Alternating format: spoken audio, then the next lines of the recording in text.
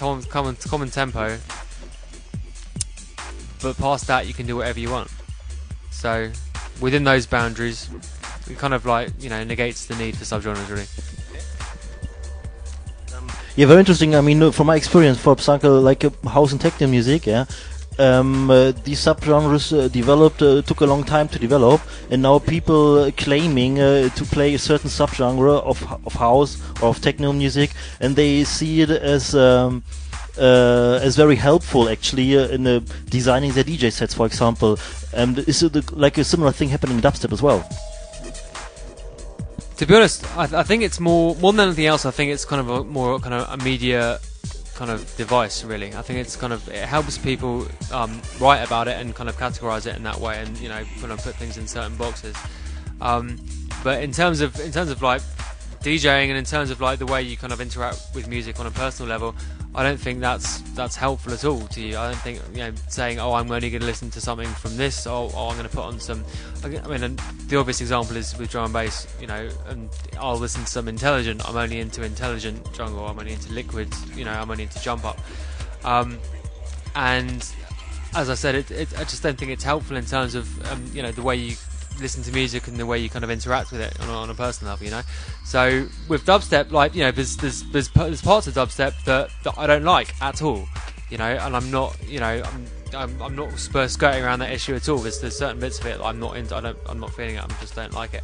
But I wouldn't, you know, seek to kind of like, you know, put it into a box or whatever, or I wouldn't seek to, you know, move what I do, you know, away from it, because as I said, there is a kind of like, you know, there's a common thing where that I certainly try and do myself within the, you know, within the genre and within the parameters that I, you know, said before, with the bass and the tempo. So yeah, it's kind of, I guess it's, as I said, a media driven thing, but I think it's to be avoided if possible. And then I also think it's unhealthy for the scene in general. You know, I would rather people come to a dubstep night because, you know, they are hoping to expect maybe a certain sound in dubstep than not come to a, you know, insert your quote-unquote subgenre of dubstep here night, because they're more into some other quote-unquote subgenre, you know. So it's and it's a similar thing, you know, with drum and bass. Again, in Berlin is the perfect example in drum and bass, because in Berlin and drum and bass you only have very segmented nights going, and you know, there's virtually no scene here. You know, there's no sort of it's not one, basically, and I'm not trying to be hippie about this, but yeah, so it's unhealthy for the scene, and yeah, it's all dubstep, it's all good. All right, yeah, cool. Another question which has been raised was how important is the commercial aspect in dubstep? Maybe the influence on the parties, or maybe the influence on the structure of the music itself.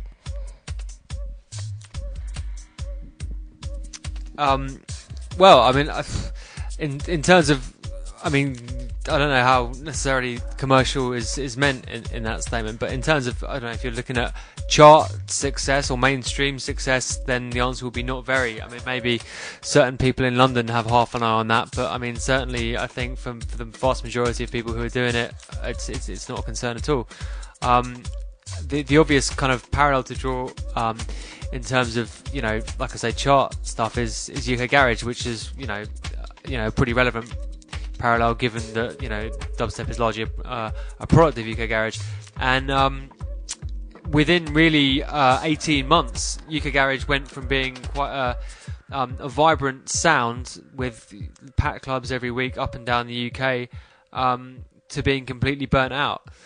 And that was almost entirely as a result of the input of major labels and people looking for the quick buck instead of making, you know, what they know to be good music. So I think, if anything, it would be to be avoided. That goes without saying. But I don't think for anyone really, or the vast majority of people doing it, it's that much of a concern at all.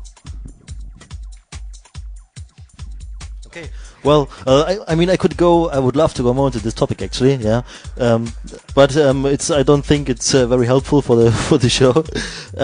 But for example, I mean, one aspect would be, I mean, when you do, for example, when you guys do free camp parties, yeah, you always had like proper prizes for this, yeah, compared to other normal techno parties in Berlin, yeah.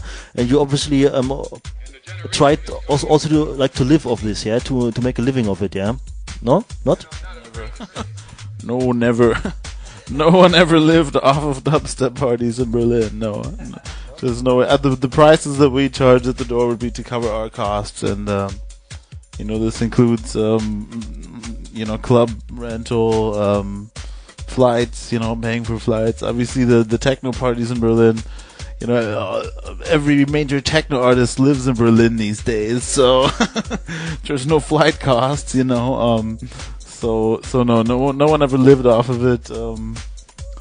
Yes, and quite the contrary. Some of the time, we would be putting money into it that thankfully was covered from maybe a little bit of money that was made at the last party. So yeah. Right, very interesting question also was somebody asked if like dubstep music was more creative than minimal music. I love this question.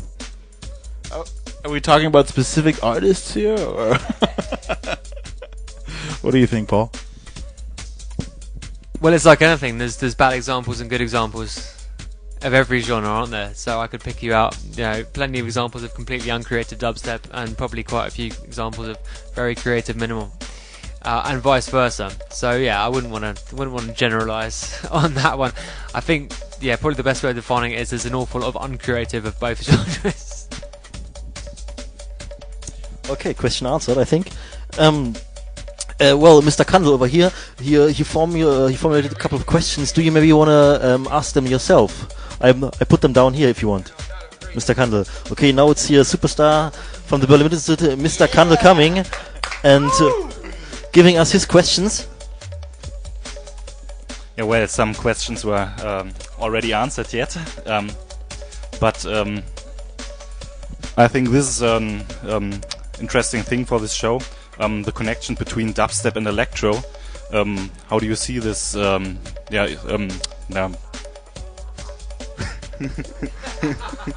do you see the connection? So there,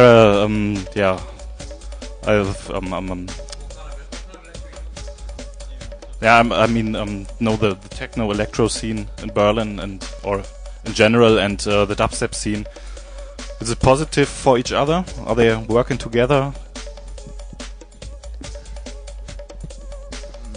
Well, I mean, if we're talking about electro house, then I think the only parallels really that you could draw would be in terms of the vibe, sort of that it creates at a party. I don't know about any real parallels in sound. I mean, sure there are some with certain artists, but I think more it's with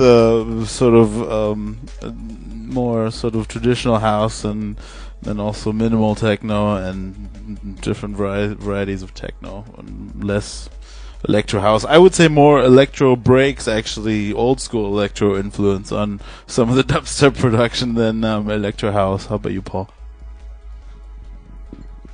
Yeah, I would tend to agree with that. Certainly there's really old school kind of early 90s electro had a big influence, I think.